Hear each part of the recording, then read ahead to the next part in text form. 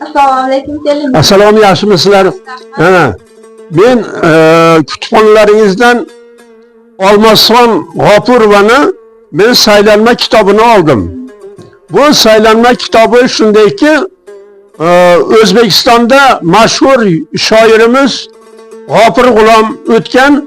Bu G'ofur G'ulomni biz aytamizki, o'zbek adabiyotining Gomeri deymiz.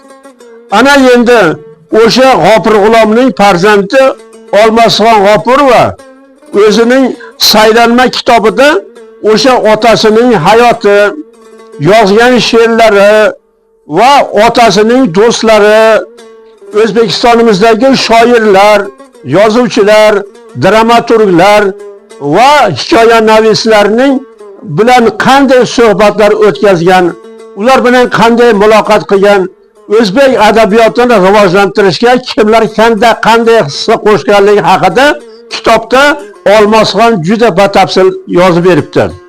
Bu kitobni men 2-3 marta qayta o'qib chiqdim.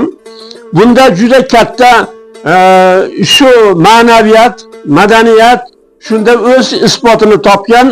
Biz bunda kitobda tasvirlangan juda ko'p fikrlarni talabalarga gapirib beramiz, so'zlab beramiz. Talabalarimiz kitobga bo'lgan muhabbati yanada oshib boradi. Ana biz sizlar ishlayotgan kutubxonaning ahamiyati, uning ma'naviyatga bo'lgan qarashi mana shulardan iborat deb tushunamiz.